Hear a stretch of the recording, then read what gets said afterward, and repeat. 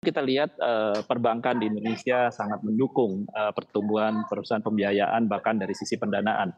Eh, Likuiditas perbankan sangat ample dan kita bisa melihat begitu eagernya atau begitu eh, gencarnya perbankan Indonesia untuk masuk ke perusahaan-perusahaan pembiayaan dari sisi pendanaan, dan tentunya kita menyambut positif likuiditas yang sangat ample ini, di mana kita juga bisa tumbuh bersama dan perbankan juga tumbuh dengan sangat baik bersama-sama dengan perusahaan pembiayaan dari awal tahun sampai dengan semester.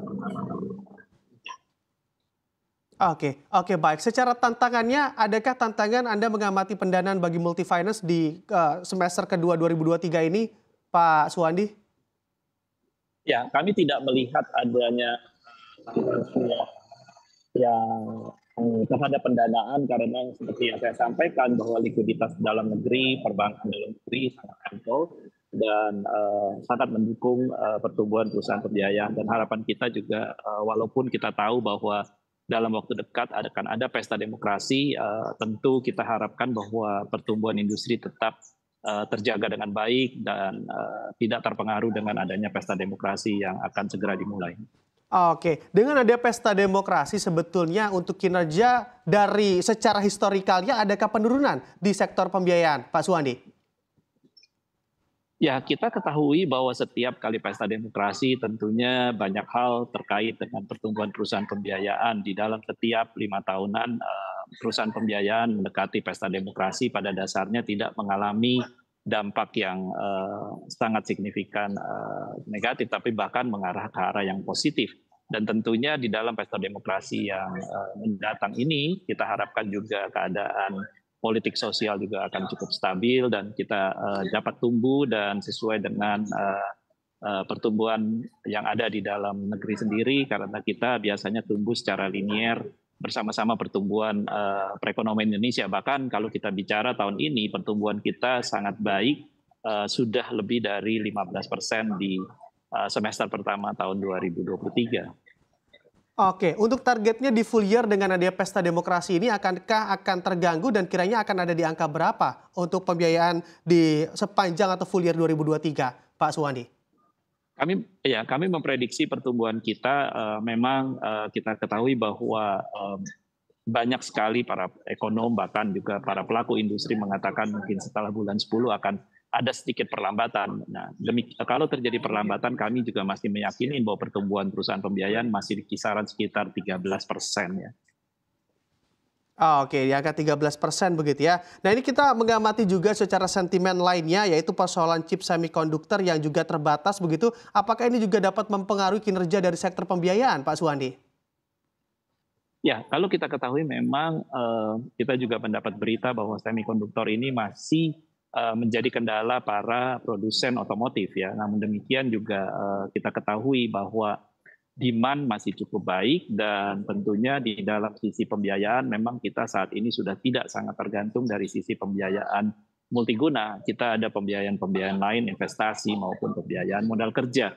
Kita lihat pembiayaan modal kerja tumbuh dengan sangat baik, dan juga pembiayaan investasi di tengah-tengah turun naiknya harga batu bara dan harga tambang-tambang lainnya, tentu ini sangat menopang dan mendukung karena banyaknya investasi para pelaku-pelaku usaha terutama di bidang pertambangan, di mana mereka melakukan investasi pertambahan alat, karena dengan naiknya juga beberapa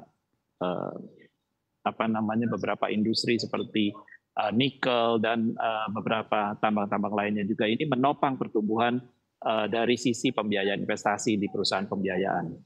Oke baik, tapi Anda secara persentase Pak Suwandi sebetulnya untuk multiguna begitu ya di kontribusinya terhadap pertumbuhan pembiayaan atau di sektor bisnis pembiayaan berapa persen atau seberapa banyak begitu ya di secara keseluruhan Pak Suwandi?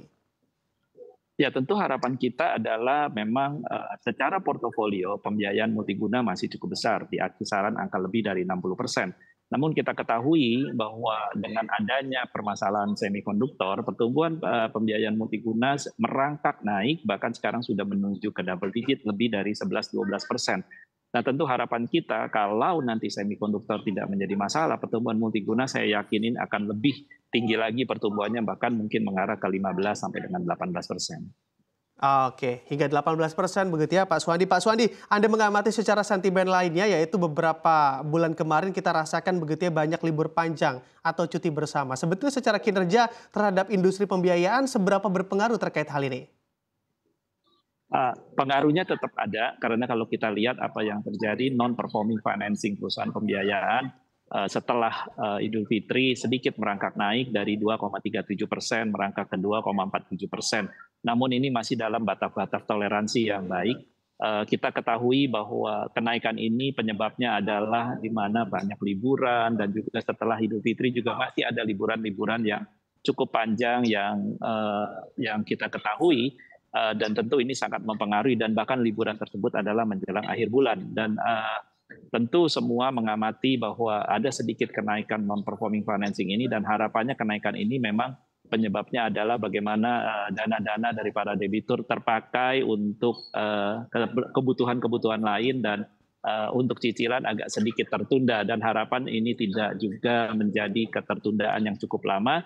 Dan pada umumnya perusahaan pembiayaan sekarang sudah mempunyai strategi misalnya melakukan restrukturisasi, rescheduling, tetap di dalam bagaimana berkomunikasi dengan para debitur dan harapannya para debitur tetap juga disiplin dalam membayar cicilan. Karena kita ketahui bahwa debitur mempunyai kewajiban untuk membayar. Manakala debitur tidak melakukan kewajibannya, tentu debitur akan terkena pelaporan secara slicknya atau yang kita kenal dulu BI checking dan manakala nanti para debitur tersebut terkena pencatatan kolektabilitasnya bermasalah tentu akan juga mempunyai masalah sendiri bagi debitur itu sendiri di mana debitur tidak bisa mempunyai kesempatan untuk mendapatkan pinjaman berikutnya. Nah, ini yang selalu kita sampaikan kepada para debitur untuk tertib membayar cicilan dan ini merupakan suatu hal yang sangat positif dan kita berterima kasih kepada Otoritas Jasa Keuangan bahwa perusahaan pembiayaan sejak April 2019 telah menjadi bagian daripada ekosistem di mana kita harus melaporkan semua performance pembayaran dari para debitur-debitur kami.